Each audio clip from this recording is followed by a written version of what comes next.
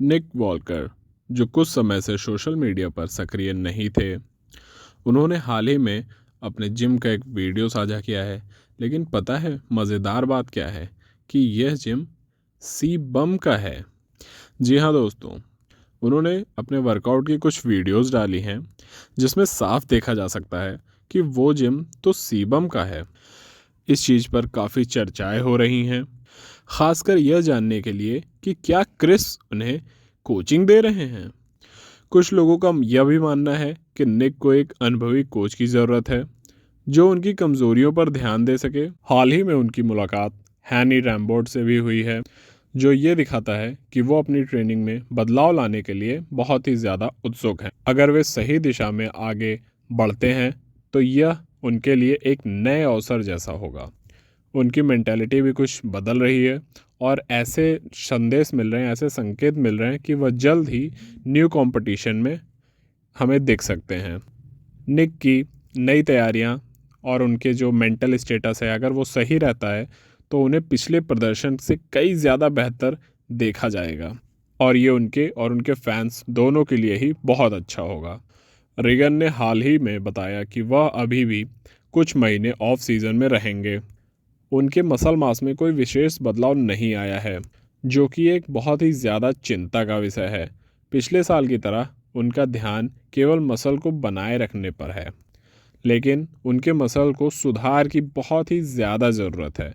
यदि वो अपनी फिज़िक में आवश्यक परिवर्तन नहीं लाते हैं, मतलब उन कुछ चेंजेस नहीं लाते हैं अपनी फिज़िक में, तो आगे जो भी कंपटीशन होंगे उन्हें बहुत सारी कठिनाइयों का सामना करना पड़ सकता है।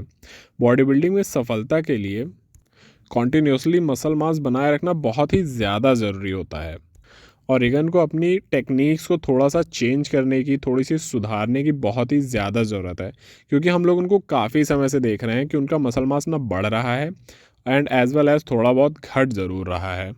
तो यदि वो चाहते हैं कि उनको भी सफलता मिले बॉडी बिल्डिंग में, तो उनको कुछ ना कुछ अपने लिए करना होगा, कुछ ना कुछ सोचना होगा। इसी के साथ बात करते हैं कार्लोस की। हाल ही में उन्होंने डेट्रॉइट प्रो में पार्टिसिपेट करने की घोषणा की थी, जिसमें पिछली बार उनकी जो मतलब रैंक थी वो थर्ड थी, लेकिन उनकी कंडीशनिंग पर काफ़ी ज़्यादा सवाल उठे थे। फैंस उनसे बहुत ही ज़्यादा बेहतर की उम्मीद पर लगे हुए थे और उनके अस्थिर कंपटीशन ने इस बार उनके प्रदर्शन पर ज़्यादा दबाव दबाव डाला है। कई बार उन्होंने कंपटीशन से हटने का भी प्रयास किया, मतलब उन्होंने काफ़ी ट्राई किया कि वो कंपटीशन से हट जाएं, लेकिन इस बार अगर वह अपने जो लक्ष्य है उनका उस पर टिके रहते हैं तो यह उनके फैंस का बहुत ही ज़्यादा विश्वास होगा, या फिर ये भी कह सकते हैं विश्वास फिर से जीतने का एक बहुत ही सुनहरा मौका होगा। उनकी मसल मास और कंडीशनिंग में सुधार लाने के लिए उन्हें मेहनत की बहुत ज़्यादा आवश्यकता है। अगर वो अपने फिजिकल स्टेटस में बदलाव लाते हैं तो डिटाइन प्रो में उनकी सफलता निश्चित ही होगी। अगर मेहनत करेंगे तो ज़रूर उनको सफलता मिलेगी। उनको थोड़ी सी उनकी कंडीशनिंग शार्प करने की ज़रूरत है। बात करते हैं अनीक घोष की। अनीक घोष का हालिया प्रदर्शन बहुत ही ज़्यादा सराहनीय रहा है। वह अगले सप्ताह कजाकिस्तान प्रो में पार्टिसिपेट करने जा रहे हैं और उनकी तैयारी बहुत ही ज़्यादा, मतलब एकदम उम्दा है।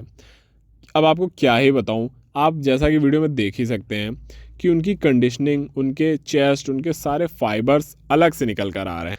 खासकर उनके डेल्ट्स और बैक में तो जो सुधार हुआ है वो उनके मसल पे बहुत ही अच्छी तरीके से दिख रहा है।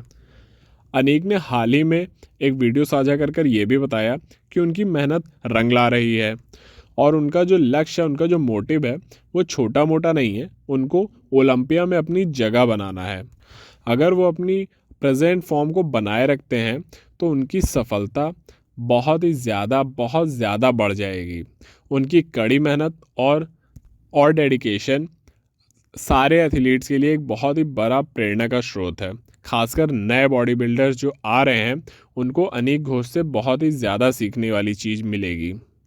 बात करते हैं रफ़ाल की, तो उन्होंने हाल ही में रोनिया प्रो में पार्टिसिपेट करने की घोषणा की थी। रफ़ाल की फिज़िक में हालिया सुधार बहुत ही ज़्यादा देखने को मिल रहा है। उन्होंने पिछले ओलंपिया में 8वां स्थान प्राप्त किया था और इस बार वो अपनी कंडीशनिंग में सुधार लाने के लिए बहुत ही ज़्यादा उत्सुक हैं और तैयार हैं। तो देखते हैं कि वो कैसा जादू ला पाते हैं हम सबके सामने। इसी के साथ बात करते हैं विलियम्स की।